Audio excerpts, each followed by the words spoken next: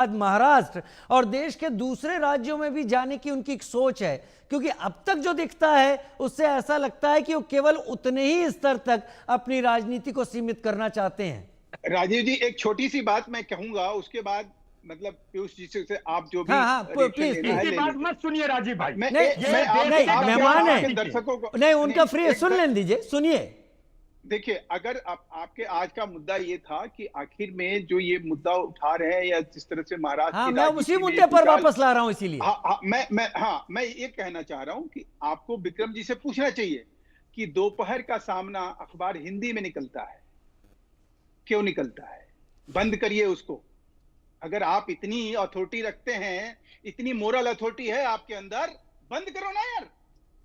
क्या मतलब बनता है इस तरह से? ये क्या बोल रहे हैं राजीव जी, ये क्या बोल रहे हैं? अरे भाई सही बोल रहा हूं। हिंदी बोलने के लिए किसे, दोपहर का सामना कौन निकालता है? लाइए दोनों को टीवी स्क्रीन पर। अखबार है, उद्धव ठाकरे उसको चलाते हैं। अरे मैं जानकारी दिखा देता हूँ, दिखा देता हूँ। अरे मैं दिखा देता हूँ, दोपहर का सामना। अरे वो राजीव जी पत्रकार है, पीयूष जी पत्रकार है, पूछिए। मैं गलत हूँ तो और लोग गलत नहीं हो सकते ना। मेरी आवाज तो सुनाओ राजीव भाई। इनको ये पूछो हिंदी बैन करने के लिए बात कहिए कि अपनी जानकारी सही करे पहले, तब उसके भाई बैन करने का और क्या आप कर रहे हैं? और क्या कह रहे हैं कि आप जो है हिंदी को भाषा त्रिभाषा के तहत आप हिंदी को स्कूलों में नहीं पढ़ा सकते। तो जब हिंदी को लेकर विरोध है आपको, पहले भी आपने हिंदी का विरोध किया, मराठी के नाम पर आपने 10 आंदोलन किए। अभी तक देखिए, बाला साहब ठाकरे ने भी किया ये आंदोलन, उद्धव ठाकरे ने भी किया, राज ठाकरे ने भी किया, हिंदी के नाम पर किया, हिंदी के विरोध में किया, हिंदी मानुष के विरोध में किया। अरे मैं तो कह रहा हूँ कि हम साथ थे, लेकिन हम कभी इस तरह के आपके कुकृत्य और कुकर्म में कभी हम भागी नहीं रहे। नहीं, हम आपके अपराध में कभी शामिल नहीं रहे, हम आपके अपराध में कभी शामिल नहीं रहे। आपके किसी कुकृत्य में, किसी भी अपराध में। अब आपको मैं आ रहा हूँ। अब आपका पोल खुल गया, अब आपका पर्दाफाश हो गया, इसलिए पर्दाफाश हो गया। आज आंख से आंख डाल के सवाल पूछूंगा। उसमें एतराज नहीं है, उसमें मराठी भाषा का कोई लेना देना नहीं है, उसको मराठी से कोई। खैर अपने अपने तर्क हैं, अपने अपने तर्क हैं। मैं अपने सवाल को फिर से अपने टॉपिक के पास लाता हूं और पीयूष पंत जी का रुख करता हूं। पीयूष पंत जी, क्या मैं ये मानूं कि ठाकरे ब्रदर्स, ठाकरे बंधु अपनी राजनीति को महाराष्ट्र तक या मुंबई तक ही सीमित रखना चाहते हैं? क्योंकि अगर उससे आगे जाने की शिवसेना सोचती है, शिवसेना का वैसे संगठन उत्तर प्रदेश और पंजाब में भी था और है भी, शिवसेना यूबीटी जो पुरानी शिवसेना जिसको मैं मान सकता हूं, लेकिन क्या आगे जाना चाहते हैं पीयूष जी? देखिए आगे जाना चाहते होंगे, लेकिन उनकी मजबूरी है, क्योंकि जो महाराष्ट्र की राजनीति है और उसमें खासकर जो भारतीय जनता पार्टी है, तो उसने उनकी राजनीति को दोबारा जो है वो मराठी मानुष पे लाके पटक दिया है। आप देखिए राज ठाकरे, जैसे मैंने पहले मतलब राज शर्मा कांग्रेस के प्रवक्ता सही कह रहे थे कि ये ट्रैप हो गए हैं। बिल्कुल ट्रैप हो गए हैं, बिल्कुल ट्रैप हो गए हैं। देखिए क्योंकि उद्धव ठाकरे खासकर जिस तरह से महाअघाड़ी के साथ थे वो और वो अगर वो सरकार, वो पार्टी वो हारती नहीं, वो गठबंधन हारता नहीं, तो शायद मुझे लगता है कि वो नजरिया उनका और व्यापक होता और दूसरे हिस्सों में भी देश के वो शिवसेना को जो है आगे बढ़ाने का काम होता।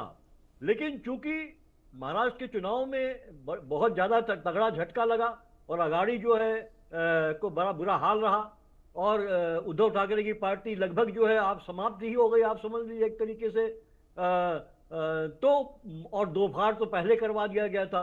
तो मुझे लगता है कि अब उनके लिए ये मुद्दा बहुत था और राज ठाकरे की तो राज ठाकरे का ये था कुछ दिनों में वो गायब ही हो जाएंगे। अगर भारतीय जनता पार्टी ने उनको जो है कि मैं कहूंगा कि जो है थोड़ा सा अमृत की बूंद, अमृत काल में अमृत की बूंद न टपकाई होती उनके मुंह में, तो शायद वो कब के जो है वो महाराष्ट्र की राजनीति से जो है कि वो बाहर चले गए होते। लेकिन भारतीय जनता पार्टी ने उनको अपने साथ लिया कुछ वोट्स के लिए और एक मराठी जो वोट बैंक है उसके लिए, और तो वो थोड़ा वो उनका वजूद बना रहा। लेकिन इस मुद्दे ने जो है कि हिंदी को एक तीसरी भाषा के रूप में जिस तरह से इंप्लीमेंट करने की कोशिश करी फडणवीस सरकार ने, उसने इनको एक मौका दिया कि वापस वो उसी मुद्दे पे आके अपने राजनीतिक वजूद को रिवाइव करें, क्योंकि संकट दोनों के लिए था अपने अपने राजनीतिक। यानी मैं ये समझ पा रहा हूं भारतीय जनता पार्टी की कोशिश थी कि ये महाराष्ट्र के आगे ना निकले, ये महाराष्ट्र तक ही महदूद रह जाएं, सीमित रह जाएं। जी हाँ, बिल्कुल बिल्कुल। और वो तो भारतीय जनता पार्टी की कोशिश तो यही थी कि ये महाराष्ट्र में भी खत्म हो जाए। विक्रम सिंह यादव जी, शिवसेना यूबीटी प्रवक्ता, समय मेरे पास नहीं है, लेकिन दो लोगों ने इस बात को कह दिया है। पीयूष पंत जी, बीजेपी क्या कह रही है वो तो उनका वर्जन रहता ही है, और राज शर्मा ने भी इस बात का जिक्र किया कि आप लोग ट्रैप में फंस चुके हैं। राजीव जी, शिवसेना हिंदू पार्टी है, हमारी विचारधारा हिंदुत्व है। हमारा इनकी तरह खोखला हिंदुत्व की हम बात नहीं करते, हमने करके दिखाया है। और ये हिंदुओं का देश है और पार्टी पूरे देश में खड़ी होगी एक दिन। इसी तरीके से अगर पार्टी चलती हिंदुओं के पक्ष में खड़ी रही, पूरे देश में पार्टी खड़ी हो जाएगी। क्योंकि लोगों का भ्रम था ना, ये जो खोखले हिंदुत्व की बात करते थे, वो लोगों का भ्रम टूट गया। किस प्रकार से जैसे हिंदू मारे जा रहे हैं, शिवसेना ही एक विकल्प है और शिवसेना ही हिंदुओं के लिए खड़ी रहेगी हमेशा। और जिस दिन शिवसेना सेंटर में सरकार बन जाएगी, उस दिन अगर हिंदुओं की तरफ कोई उंगली भी करके देख ले, फिर आप बोलना। ठीक है, फिर हम बोलेंगे, फिर हम सवाल पूछेंगे। लेकिन राज शर्मा, ये सब मुंबई में ही क्यों हो रहा है, या मुंबई में ही क्यों होता है? आपको वजह क्या लगती है? 30 सेकंड। नहीं, बस मैंने तो एक ही बात कह दी। देखो, बीजेपी से ज्यादा छोटी पार्टी, क्योंकि ये सब ये मिस कॉल देके अपने कैंडिडेट बनाते हैं, इनके चक्करों में नहीं पड़ना चाहिए। लेकिन राजीव भाई, मैं एक सवाल बस महेश भाई से पूछना चाहता हूं। महेश भाई बस जवाब दे देंगे, क्या ये देश 1947 में आजाद हुआ या 2014 में हुआ? ये अपनी जो उम्र है इनकी, क्या ये अपने आप भारत में पैदा होना गौरवान्वित समझते हैं या पाप? भाई इसका जवाब दे दें भाई, सारों को जवाब मिल जाए। महेश भाई 10 सेकंड।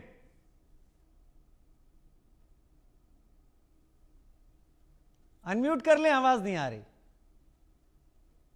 बहुत जवाब चाहिए, वो उतना ही। जवाब क्या देंगे? इन्हें देंगे, ये फ्रीज हो गए होंगे, ये फ्रीज हो गए। इन्होंने लोगों को खूब राजीव भाई, अच्छे प्रवक्ता फ्रीज हो जाते हैं, अच्छे प्रवक्ता इनके बीजेपी। इन्होंने हिंदुओं को खूब बेवकूफ बना दिया। अरे हिंदुओं का सबसे ज्यादा नुकसान सनातन धर्मी को हुआ तो भारतीय जनता पार्टी की सरकार। चलिए, मुझे लगता है ये बहस चलती रहेगी। पीयूष पंत जी और राज शर्मा, दो लोग इस चर्चा में इस बात को कहते नजर आ रहे हैं, एक कांग्रेस और एक स्वतंत्र सीनियर जर्नलिस्ट। और बीजेपी तो खैर कह ही रही है, क्या पता बीजेपी ही इस सब की निर्माण करता हो। उनका कहना है कि जो एमएनएस और शिवसेना ये एक ऐसे ट्रैप में फंस गए हैं जो बीजेपी का रचा ट्रैप है। अब इससे बाहर कब निकलते हैं या नहीं निकलने देती है बीजेपी, ये चुनाव में शायद पता चल जाएगा। बहुत धन्यवाद आप सभी का मेरे साथ जुड़ने के लिए। बढ़ते हैं आगे। झारखंड के गोड्डा से बीजेपी सांसद निशिकांत दुबे ने महाराष्ट्र नवनिर्माण सेना प्रमुख राज ठाकरे के विवादित बयान "मारो लेकिन वीडियो मत बनाओ" पर तीखा हमला बोला है। दुबे ने कहा कि राज ठाकरे और शिवसेना बीएमसी चुनाव के चलते सस्ती राजनीति कर रहे हैं। बीजेपी सांसद ने भी विवादित बयान देते हुए कह दिया कि अगर हिम्मत है तो बिहार